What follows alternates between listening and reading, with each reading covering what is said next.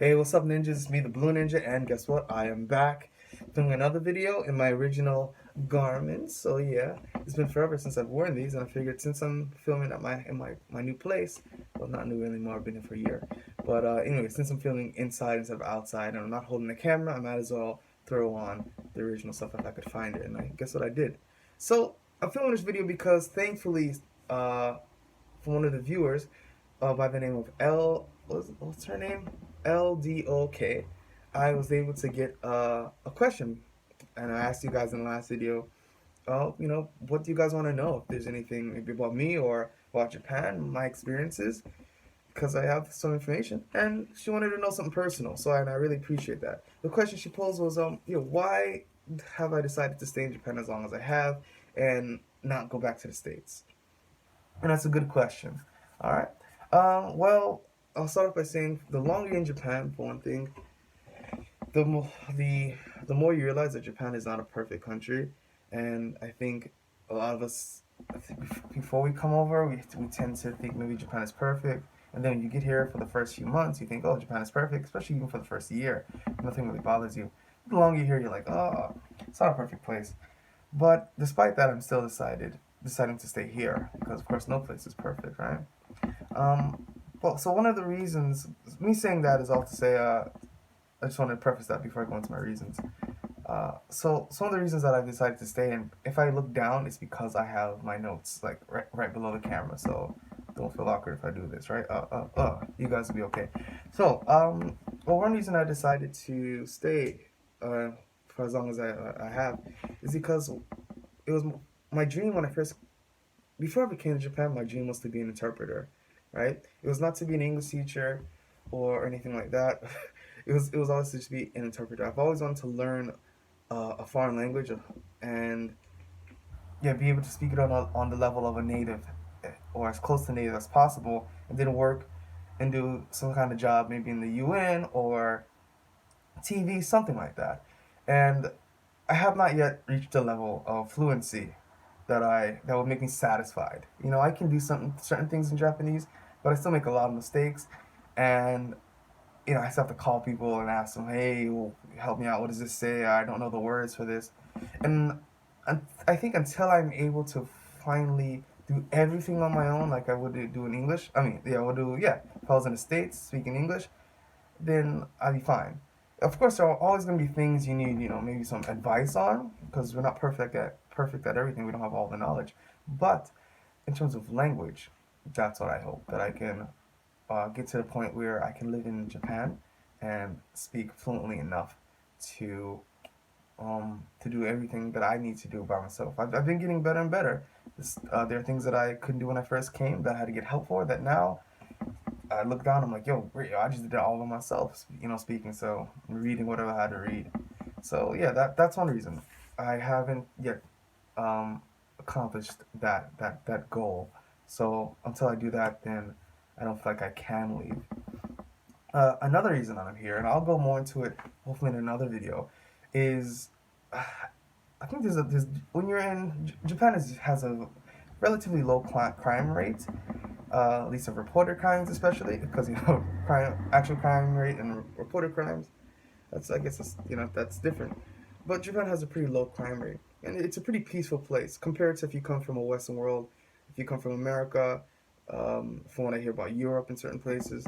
So yeah, it's just way more peaceful. So I don't have to walk down the street in fear that I'm gonna fight, that someone's gonna want to fight me or bump into me or try to rob me.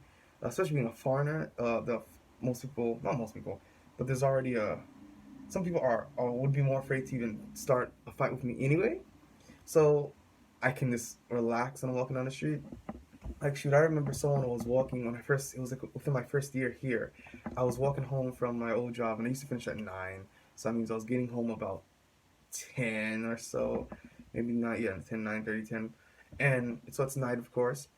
And this guy is walking behind me, and he's really close. And so if you're from a major city, like for example New York, which you guys know I'm from, you do not walk back like too close to someone you don't know, because they're gonna think like, why are you coming up on me, man? What are you doing? What are you doing, my dude? What are you doing? Actually, that sounds really like Italian New Yorker. I don't know, something like that.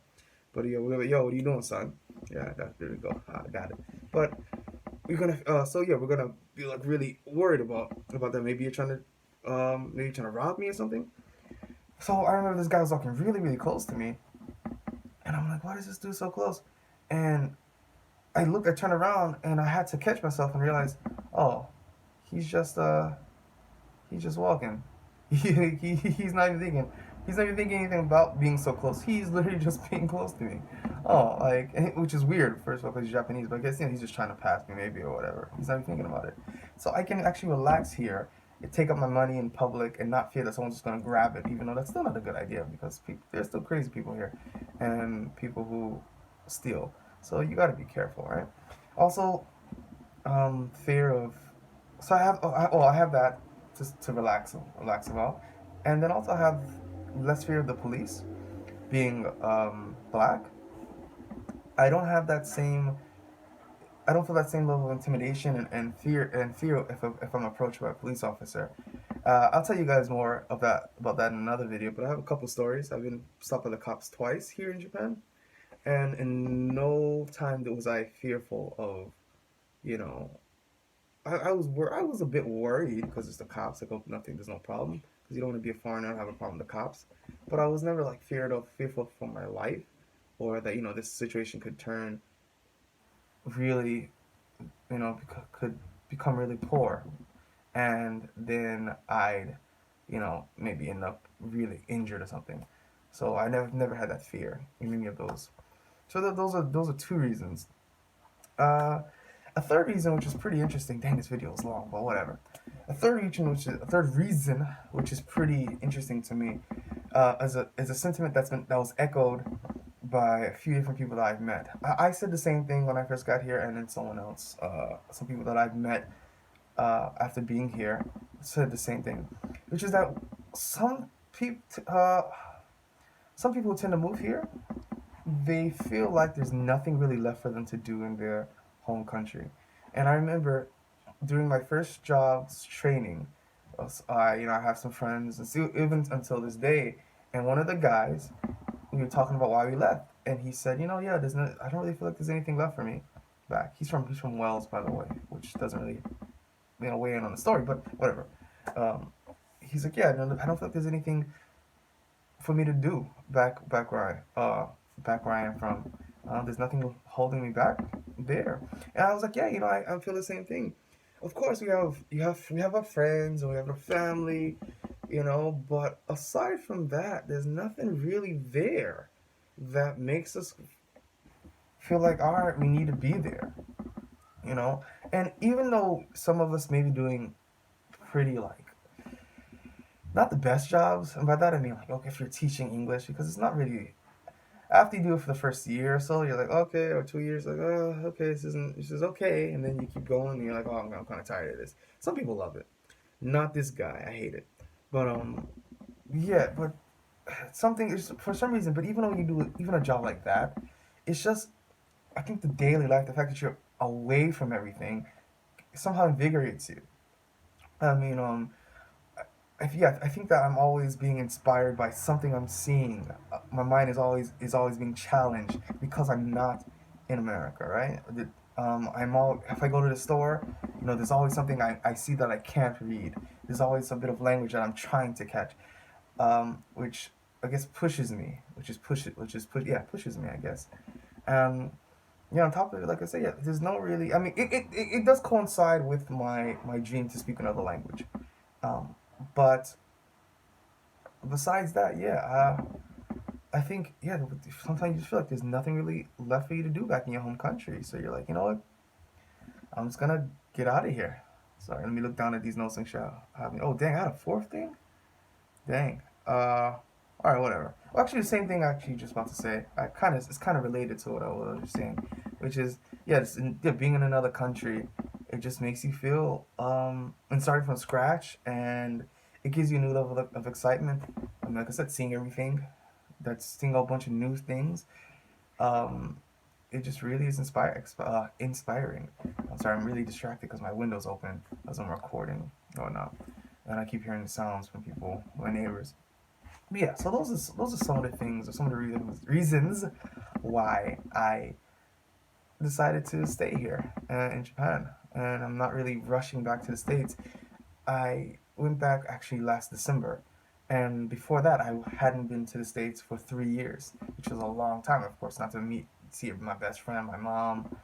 Actually, shoot, I haven't even seen my father in 6 years, almost 6 years going on. I haven't seen my father since I moved from the States. That's because he doesn't even live in America. So yeah, there we go there. So, but you sometimes I guess you just get used to not seeing people, which kind of sucks.